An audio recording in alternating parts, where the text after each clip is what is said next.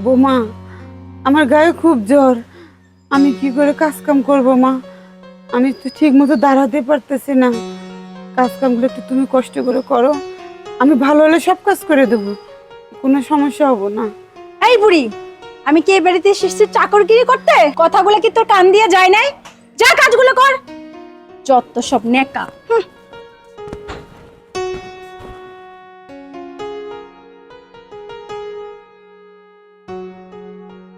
উফ,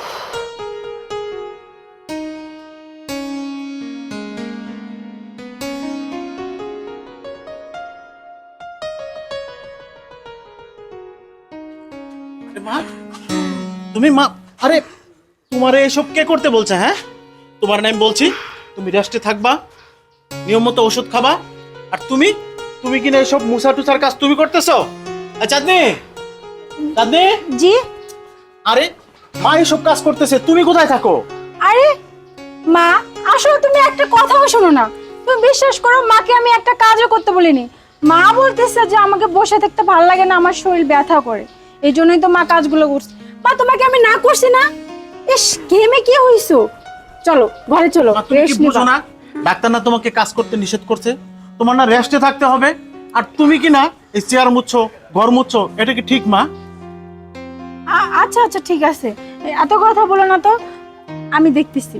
যাও তুমি যাও, মা আসো, ঘরে আসো। আচ্ছা শোনো, আমি আর ওষুধ নিয়ে আসি, যেহেতু জ্বরটা কমতেছে না, ভালো ওষুধ নিয়ে আসি আমি। তুমি আচ্ছা। মার প্রতি খেয়াল রাখবা। আচ্ছা, তাড়াতাড়ি যাও। আচ্ছা। এই বুড়ি, দেখে শুনে কাজ করতে পারিস না? তোকে না কতবার বলেছি তোর ছেলের সামনে কোনো কাজ করবি না, একটা কথাও শুনিস না, তাই না? হ্যাঁ, আর একবার যদি আমি এই কথাটা কান দিয়ে শুনি না, তখন দেখিস কি করি তোকে। তো সব তাড়াতাড়ি কাজগুলো কর।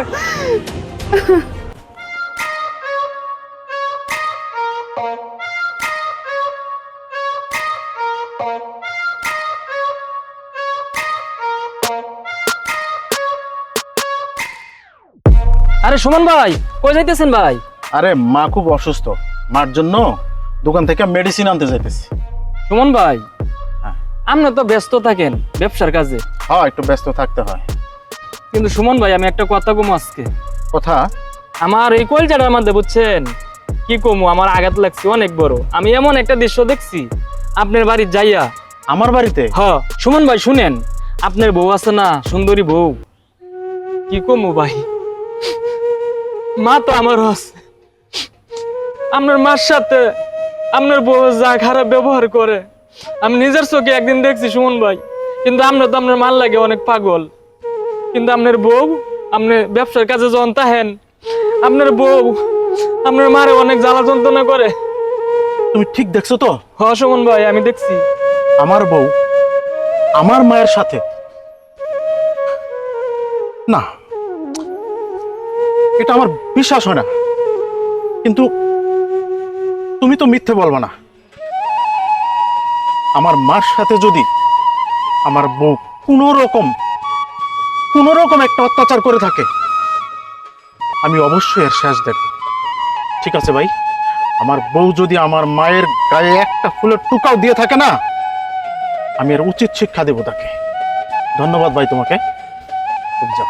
ঠিক আছে ভাই, রইলাম। আসসালামু আলাইকুম। ওয়ালাইকুম আসসালাম।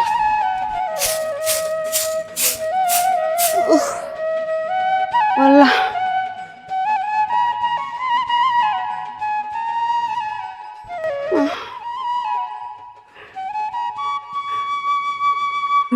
এই বুড়ি, কি রে, এখনো উঠোন ঝাড়ু দিস নাই?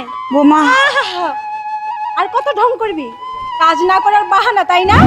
তুই অসুস্থ হলে আমার বাড়ির কাজগুলো করবে কে? হ্যাঁ, তাড়াতাড়ি কাজ শেষ করে রান্না করতে চল। আর যদি বেশি ন্যাকাম করিস না, তাহলে ঘাট ধাক্কা দিয়ে বাড়ি থেকে বের করে দেবো। কাজ না করার যত বাহানা, তাই না? তাড়াতাড়ি কাজগুলো শেষ করে রান্নাঘরে চল। যত আচ্ছা সব। ঠিক আছে মা। বৌমা, কি হয়েছে তোমার? মা, ওঠো ওঠো ওঠো মা। মা, আমার পা ভেঙে গেছে।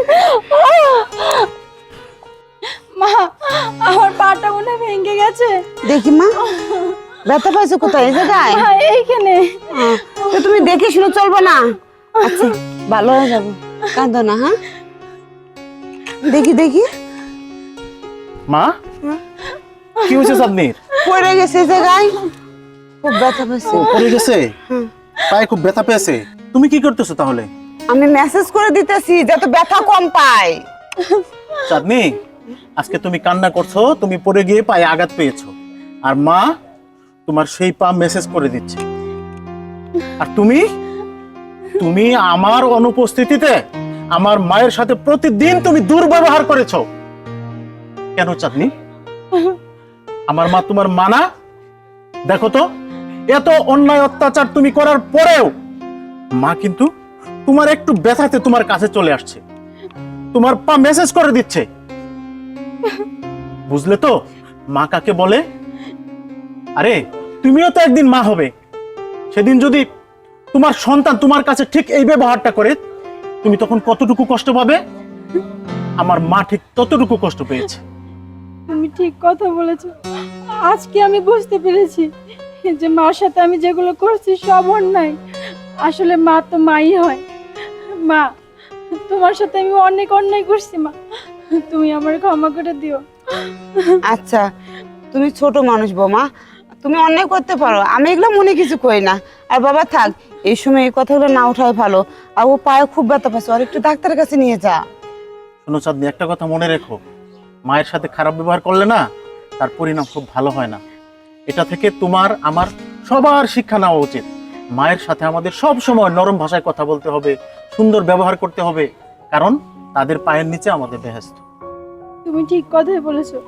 আজকের পর থেকে জানি শাশুড়িদের সাথে আমার মতো বৌমারা অত্যাচার না করে। ঠিক আছে চাঁদনি, চলো ঘরে। মা, তুমিও ঘরে যাও।